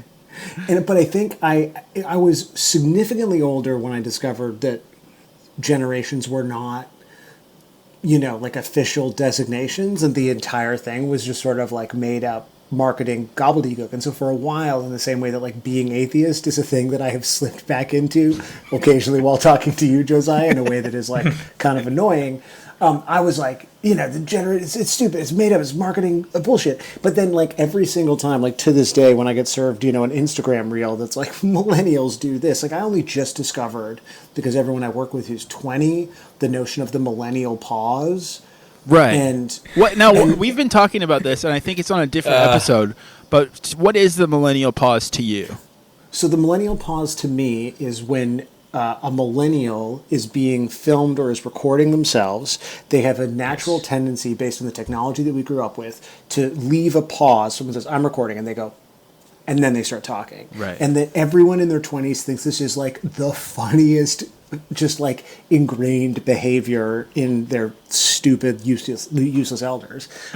And just discovering that that's a thing that I do, and that a few of the other people that I work with who happen to be my age do, that everyone younger than us thinks is just like so embarrassing and funny, like really does remind me that I think, despite the fact that all of this is made up, that I both strongly identify with and yet absolutely do possess all of the characteristics of a BuzzFeed millennial. I love that the defining millennial trait that the younger generations make fun of, like both generations are circling around this, and it still is because of and primarily about content creation. You know what I mean? It's like, Yeah. It's like, oh, they filmed themselves like this. Like, what if? Yeah. Or damn. Sam, phones. you've been working in culture for like your entire for like 50 working years. career, right? When did you notice the shift when you stopped being like the young person in the room who had like this natural sense of what was, or like, you know, when did you notice this? When did you realize you weren't the young person in the room anymore? It's so slow. Like, it is so slow. The most, like, I really didn't know, because for a long time you're like, I'm the young person, I understand how all these things work. And then last year, I had this, like, incredibly grounding experience where I had like, a bunch of projects fall through, and I was making absolutely no money. And I took a job working for the film festival here in Toronto, making, like, basically minimum wage, like filming content on phones for their Instagram channel. Like, my boss was 20 years younger than me, and I would be on these like red carpets, you know, to film the stars with, you know, one of my colleagues who was my peer, and they would be like, they would literally be 20, like they would literally be half my age. And, you know, we'd be talking about like what their experience on the internet, or like what kind of stuff did I want to do. And I was like, I've kind of tried to do it. And I was like, you wake up one day and you're 40 and everyone is 20. And to me, it was like kind of last summer, like it took that long. What about, like, did you guys feel that at some point where you were like, I think when the Vibe Shift article came out, like around the time of COVID, I think it happened, but I think we were just too clueless, at least in terms of like, we still thought it was quaint to talk about Blink-182 songs every week. Well, but you and I talked about this a lot on the pod, and I think like we were aware of it, but I also think like, I don't think we understood it. Like on some level, like given that you and I spent years talking about this exact thing and like getting old and feeling out of touch with certain things, it was like, I even think being on the internet as much as we were to do that show kind of kept me grounded in a way that then I immediately stopped being like, right. Basically, like we stopped doing the pod, I had a kid, and all of a sudden that time kind of evaporates and you're like, I don't know what's fucking happening. I still kind of like hate the younger generation and don't view them as people in a way. So Sure. I'm like, Yeah. I think I'm in denial and haven't accepted it. And I think that my opinions and taste is correct objectively. So Yeah, we'll but see. you need to think that in order to like have In a order to get up podcast. in the morning. Yeah. Exactly. Like if you didn't think that, Josiah, like what would you like? Imagine what your Twitter account would look like. Well, yeah, I guess. I don't know. I do think, I don't want to talk about Twitter too much, but I think my Twitter is kind of like dealing with my own insecurities subconsciously of being an out of touch, cringe millennial guy. But like, Yeah. I don't want. I don't think do you think your Twitter reads as old? No, I actually think my Twitter is kind of like more relevant than ever for some reason. But I think it's because I think it's because like my Twitter started in 2009 being the kind of guy that I'm pretending to be now, but it's gone like full circle to just be like an inversion of it. And it's all, you know, it's all completely subconscious too. Like I don't remember anything I ever tweet pretty much until I look at it and I'm like, why is everyone screaming at me? Or why? Yeah, but yeah, it's like, I don't know about that particularly, but I do think like, for example, there's this Onion headline that really killed me recently that said 38-year-old man says, "Sorry, I haven't posted any new music in a while." It's like so depressing. But that I still think that I should record music and put it out, and that's a meaningful thing to me. And I think that's pretty out of touch in a way. But also you have to, because you at some point you stop being part of zeitgeist and just start either being an artist or being you just have to become a person. I think maybe we're not people yet, but we're still popping off. But I also think it's shit. it's so cynical. Obviously the phrasing of the Onion article is funny, but it's also just so cynical to be I don't know, that you can't, that those things are also exclusively the domain of the youth. You know? I know, but that's age is just a number, bro. I mean, except in instances where it very much definitively is an age, right? Whatever. Yeah. What are you saying about your young coworkers, Sam? Scare me. That's what I'm saying. No, I think it's true. As I get older, I'm more. I definitely clock ageism more than I used to. When I used to be "You 40, get the fuck away from me, you loser." But yeah, actually, I learned that from both Alex and you, Josiah, where it's when I was 25, I would say stuff yeah, maybe when I'm 30, I'll wear a fedora. And Alex was 30's not that old. You aren't going to wear a fedora. Yeah. It's now people talk about being a 36-year-old Blade fan, and I'm I'm fucking 40, bro. Either of you, what's the millennial thing that you do or feel or love or think that you feel the most embarrassed about or self-conscious about? Millennialisms. I mean, I think for me, it's the thing that the older generations would make fun of us for, that I do think is true or whatever. But it is the being special and deserving, the notion that at some point I would have to explain to people in my family that I was 4 years deep on a Blink-182 podcast. Where you're no, this is a reasonable thing for a 35-year-old. Trust me, this is leading to places. and just the idea that the sort of the cliche of the protracted adolescence, that maybe is also a hallmark a little bit of whatever the current generations are. But I just think as a people who did not grow up effectively in the sort of failure to or delayed launch, I feel that was for me the biggest thing. Right.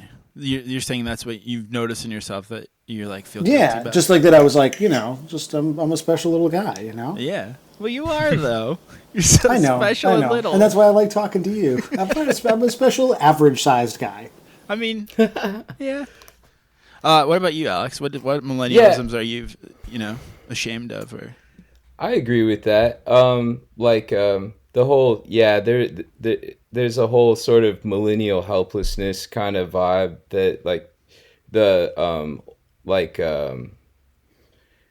I feel there's a general attitude of millennials being sort of oh, I'm just a little baby.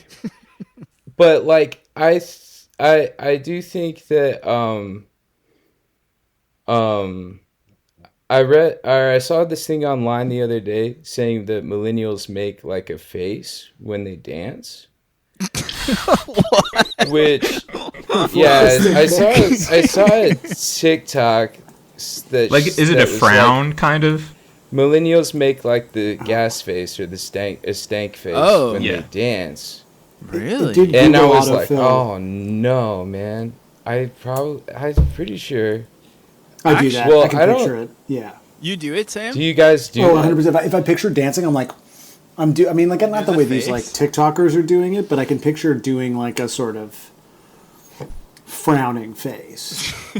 Yeah, it's people kind know of I'm serious about it's Ace Hood or whatever. Do you think it started as a joke and then was just it was oh, that feels so good to do while I dance? I think it's kind of it's kind of racial, I think. I think it's white people being I'm dancing right now. Yeah, I mean, that's the thing I'm a little worried about having to investigate, is some of the extreme sort of right under the surface racism that is just millennialism, I think, because that's that's a big thing. that's a big that's kind of a big thing in the yeah in what in millennial in like what? millennial culture. Yeah, what do you in millenniality? In millenniality, yeah. But yeah, I had the same thought where I was like, are you guys about to have to make a podcast about like race? Because like how much of what we're talking about is like, because I feel like so much of what gets tagged as millennial culture is also like, you know, middle class, white suburban culture. Like I'm just picturing like when I conjure in my mind's eye a BuzzFeed list of like millennial habits, it's mostly like TikToks from and about white women. And so, and you are going to have to eventually tackle some ideas, but I think you're very well equipped to tackle. I think it'll be I'm fine. very excited. Yeah, it'll be fine. We'll just whenever Thanks for the belief and trust, Sam. Yeah, no problem. Whenever we run into a issue, we just yell Caleb, and then and hopefully he hears it and deletes it. So, but don't delete that one, Caleb, because that was explanatory. Yeah. But what about like I feel like since we've stopped Blink 155, I've gotten to know Sam even better, kinda like just like, you know, coming to like family gatherings and, you know, hanging out. You've been to my house to like multiple times. My parents and stuff. I read your child a bedtime story before the Oasis concert. It was like it's reaching a degree of intimacy that I frankly love, but it makes it a lot harder to be cruel to you, which is why you're not the best. Because I think in that sense, you're just like family, and who can you be crueler to than family? That's true. That is true. I'm going to lean into that more. But don't worry. I guess what I'm about to say is slightly cruel, is that having gotten to know you in real life, I've learned that you are not much of a, as they say, treatlerite. You're quite frugal, and I don't really see yourself buying...